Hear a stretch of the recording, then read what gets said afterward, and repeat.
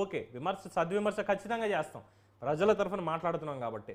So ఇక దీనికి సంబంధించి మాజీ మంత్రి కేఎస్ జవహర్ గారు వారి అభిప్రాయాన్ని తెలియజేస్తారు. ఓవరాల్గా ఇందులో కుట్ర కోణం అనే దాని మీద కృష్ణాంజనేయులు గారు ఇచ్చినటువంటి సహేతుకమైనటువంటి వివరణ, అట్ ద సేమ్ టైం ఇంకా బయటికి రావాల్సినటువంటి అంశాలు, అలాగే ఇంకా జరుగుతున్నటువంటి సహాయక చర్యలు, అలాగే ఇంకా ఇప్పుడు ముందు ఇంకో 3 రోజుల పాటు కూడా భారీ స్థాయిలో వర్షాలు ఉన్నాయని చెప్తున్నారు. అలాగే బుడమేరకు కూడా ఇంకా భారీ వరద వచ్చేటువంటి అవకాశం ఉంది అంటున్నారు.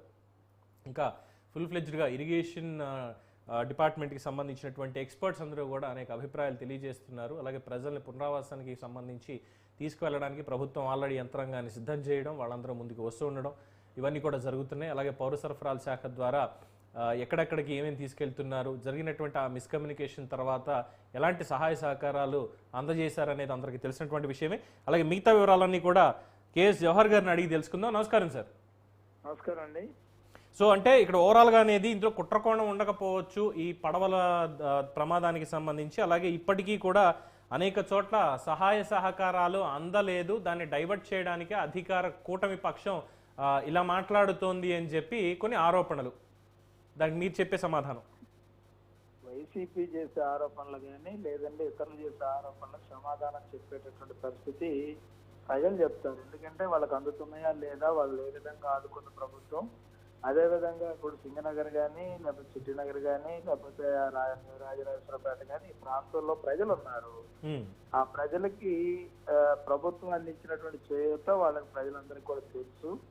కానీ దురదృష్టం ఏంటంటే ప్రతిపక్షాలు అనేది కావాలని మాట్లాడితే మనం మాట్లాడేది ఏం లేదు. కానీ ఈరోజు పూర్తిగా ప్రజలందరూ కూడా నార్మల్స్ వచ్చే వరకు చంద్రబాబు నాయుడు గారు అక్కడే ఉండేసి ఈరోజు ఇంకా విద్యుత్ దీపాలకు సంబంధించి కానీ లేకపోతే ఎలక్ట్రిసిటీ, వాటర్ ఇవన్నీ కూడా నార్మల్స్ వచ్చే విధంగా చేస్తాం. అంతేకాకుండా రాష్ట్రం నలుమూలల నుంచి కూడా పారిశుద్ధ్య కార్మికులు తీసుకొచ్చేసి వాళ్ళ ఇల్లు కూడా శుభ్రం చేసేటటువంటి పరిస్థితి గతంలో ఎప్పుడు కూడా లేదు. గతంలో అనేక కెలామిటీలు వచ్చాయి. ఎందుకంటే హుదూద్ వచ్చినప్పుడు చంద్రబాబు నాయుడు గారు అక్కడే ఉండి ఏ విధంగా దీపావళి సైతం చేశారు. ఇప్పుడు వినాయక చవితిని కూడా ఆయన ప్రజల మధ్య ఏదైతే కలెక్టర్ ఆఫీస్ లో ఉండి చేసేటటువంటి పరిస్థితి అనేది ఒక చంద్రబాబు నాయుడు గారికి సాధ్యం తప్ప అందరికి కాదనే విషయం తెలుసు. దాంతోపాటు ఈరోజు పెద్ద ఎత్తున ప్రకాశం బ్యారేజీని కోల్చాలనేటటువంటి కుట్ర కానీ, ప్రజలందరూ కూడా గందరగోళంగా ఉండాలి, ప్రజలందరూ కూడా నష్టాలు కష్టాలు పడాలి, లేకపోతే ప్రజలందరూ వరదలో మునగాలనే ఒక నీచమైనటువంటి ఆలోచన కలిగిన వ్యక్తులు ఈ రోజు 3 పడవలు ఒకేసారి, ఎందుకంటే వాళ్ళ ఎందుకు దిగి రావాలి, మిగతా అనేక పడవలు అక్కడ ఉన్నాయి. ఉదయం కూడా చూసాము కొన్ని విజువల్స్. అక్కడ అనేక పడవలు ఉన్నాయి, చెట్లు కట్టేశారు, లంగరేశారు, రోపులు బిగించారు. ఈ 3టికి కలిపి ఒకే రూపు ఎందుకు వేశారు, ఈ 3 ఒకేసారి ఎలా కొట్టుకొచ్చాయి అనేది ఖచ్చితంగా దర్యాప్తు జరగాలి.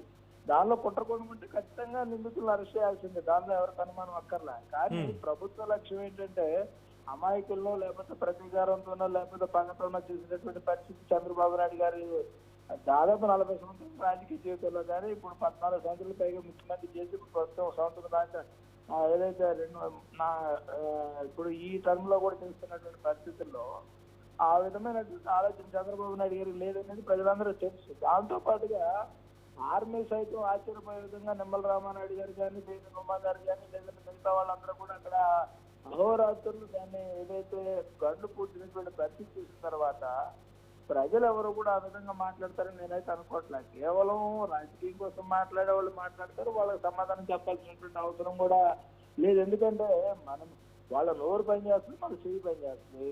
మేము చేయూతలో ఉన్నాం, జనాలను ఈ విధంగా ఆదుకోవాలని చూస్తా ఉన్నాం తప్ప నోటితో సమాధానం చెప్పాల్సిన అవసరం లేదు. ఎందుకంటే ప్రజలు చెప్తారు సమాధానం. ఓకే, అంటే ఓవరాల్గా కుట్రకోణం అనేది ఏం ఉండకపోవచ్చు, అలా చేసేవాళ్ళు ఎవరుంటారు అని చెప్పి విశ్లేషకులు చెప్తున్నటువంటి మాట.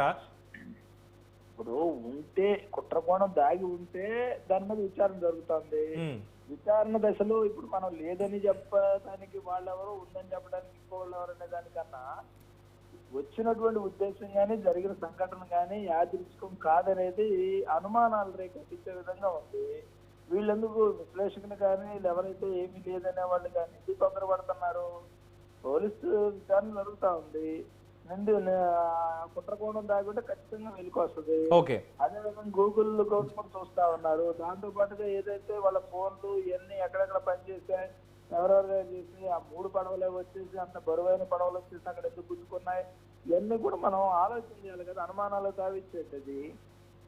అయితే ఇంకొక ఆరోపణ కూడా చేస్తున్నారు ఏంటంటే వైఎస్ఆర్సీపీకి సంబంధించి శేఖర్ రెడ్డి గారు చెప్పింది, సింగనగర్లో పైప్ లైన్ రోడ్ ఏదైతే ఉందో ఆ పైప్ లైన్ రోడ్లో ఎవ్వరికీ కూడా ఇప్పటికీ సహాయ సహకారాలు అందలేదు కనీసం. మరి వాళ్ళని పట్టించుకోవడానికి ప్రభుత్వ బాధ్యత కాదా అని ప్రశ్నిస్తున్నారు. అలాగే కృష్ణాంజనేయులు గారు కూడా చెప్పేది, ఇది చంద్రబాబు నాయుడు గారు చెప్పింది, 20% మందికి కూడా మనం ఇంకా పూర్తి స్థాయిలో ఇవ్వలేకపోయాం, ఫెయిల్ అయ్యాం అన్నమాట ఆయనే మాట్లాడుతున్నారు. ఇంకా పూర్తి స్థాయిలో చాలా మందికి చేయలేదు, 8వ రోజుకు కూడా అని చెప్పి వారంటున్నారు. మరి ప్రభుత్వం ఇప్పటివరకు ఎంతమందికి సహాయం చేసింది? ఇలాంటి ఇవి ఆరోపణల కింద తీసుకోవాలా, లేదు నిజంగానే ప్రభుత్వం నుంచి మైనస్ ఏమైనా ఉండి దాన్ని డైవర్ట్ చేయడానికి ఇలాంటి మాటలు మాట్లాడుతున్నారన్న అనుమానాల్ని క్రియేట్ చేస్తున్నారు. సో దానికి మీ వివరణ. ఇప్పుడు డైవర్షన్ చేయడానికి కానీ ఇంకోటి చేయడానికి కానీ ఎన్నికలు ఇప్పుడు లేవండి. ఇంకా 5 సంవత్సరాలకి ఎన్నికలు లేవు. ఇంకా ఇప్పుడు ఎన్నికల కోసమో రాజకీయ స్టంట్ కోసం చేసేది కాదు చంద్రబాబు నాయుడు గారు.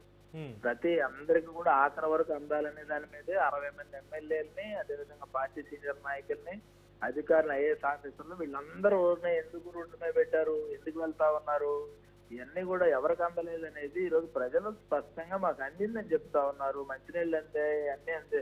ఇప్పుడు శుభ్రం చేసినప్పుడు వాటర్ బాటిల్స్ కనపడుతున్నాయండి అక్కడ, ఏదో ఫుడ్ ప్యాకెట్స్ సంబంధించి నేల మీద ఇసిరేసినాయి, ఇవన్నీ కూడా శుభ్రం చేస్తా ఉన్నారు. అవన్నీ వచ్చేటప్పుడు పైపుల రోడ్లు అందలేదు, పైపుల రోడ్లు ఎక్కడ అందలేదు, అందకపోతే ఈయన పాత్ర ఏంటి, వీళ్ళెళ్ళి అందించవచ్చు కదా ఒకళ్ళిద్దరికి ఎవరికైనా అందకపోతే. అది విమర్శలు చేసే సమయమా కాదనేది కూడా మనం తీసుకోవాలి. ఈ సమయంలో విమర్శలు చేయాలా, సహాయం చేయాలా? ఇప్పుడు విమర్శ చేసేవాడు నిజంగా వాళ్ళకి అందలేదు అన్నప్పుడు వీళ్ళెళ్ళి వండి పెట్టొచ్చు కదా అక్కడికి వెళ్ళి, లేదు వాళ్ళకి ఏదైనా సాయం చేయొచ్చు కదా. అది మానేసేసి ప్రభుత్వం మీద బురద వెళ్ళాలనుకోవడం అనేది సరైనది కాదు. ఇది బురద రాజకీయాల సమయం కాదు. ఇది పూర్తిగా ప్రజలు కష్టంలో ఉన్నప్పుడు అందరి బాధ్యత ఉంది, అందరూ కూడా ఆదుకోవాల్సినటువంటి అవసరం ఉంది. చంద్రబాబు నాయుడు గారు ఎక్కడా కూడా ఇంకా అందలేదు అది కాదు. ఆయన పకడ్బందీగా ఒక విజనరీతో ఆయన ఎక్కడెక్కడ ఎవరెవరు ఉండాలి, ఒక ఐఏఎస్ ఆఫీసర్, ఒక ఎమ్మెల్యేలు ఇలా పెట్టి డివిజన్కి ఒక 10 మంది టీముతో జరుగుతూ ఉన్నారు, టీం వర్క్ జరుగుతూ ఉంది. ఎక్కడన్నా ఇప్పుడు ఒక్కోసారి ఏమవుతుంది, నిన్న నారాయణ గారు కూడా అన్నారు, మీరు అబ్జర్వ్ చేస్తారో లేదో, కొంతమంది 2 ప్యాకెట్లు పట్టుకెళ్తా ఉన్నారు. దానివల్ల ఏంటంటే వాళ్ళు ఏంటంటే రేపు వస్తుందో రాదని అనుమానంతో పట్టుకెళ్తున్నారు. వాళ్ళ అనుమానం కూడా కరెక్టే, కానీ మేము అదనంగా కూడా ఫుడ్ ప్యాకెట్స్ తయారు చేసి ఇస్తున్నామని నిన్న స్వయంగా నారాయణ గారు చెప్పారు. మీరు ఒకటి గమనించండి, వారం రోజులు సీఎం ఆఫీస్ సీఎంఓని వదిలేసి ఏదైతే ఈ సింగనగర్ లో ఆఫీస్ పెట్టుకుని, కలెక్టర్ ఆఫీస్ లో పెట్టుకుని అక్కడ మకాముండి చేసినటువంటి పరిస్థితి గతంలో ఎప్పుడన్నా ఉందా? అలాంటి ఏమీ లేకుండా చంద్రబాబు నాయుడు గారు ఇవాళ స్వయంగా సీఎంఓ ఆఫీస్ ని ఇక్కడ పెట్టుకొని సింగనగర్ లో, రాజరాజేశ్వరిపేటలో, విజయవాడలో పెట్టి పరిపాలన చేస్తున్నటువంటి పరిస్థితిని అర్థం చేసుకోవాలి. ఆ సివియారిటీ ఎలా ఉంది, సీరియస్నెస్ ఎలా ఉంది, బాధ్యత రెస్పాన్సిబిలిటీ ఎలా ఉంది అనేది ఆలోచన చేయాలి తప్ప విమర్శలు చేయడం సరైనది కాదని నేను వాళ్ళకి మనవి చేస్తా ఉన్నాను. Right sir, thank you very much sir. అలాగే డిబేట్లో పార్టిసిపేట్ చేసినందుకు శేఖర్ రెడ్డి గారికి, కృష్ణాంజనేయులు గారికి కూడా ధన్యవాదాలు. శేఖర్ రెడ్డి గారు, మీ యొక్క ఈ అలిగేషన్ ఏదైతే ఉందో సింగనగర్ పైప్ లైన్ రోడ్లో ఎవరికైతే రాలేదని చెప్పాను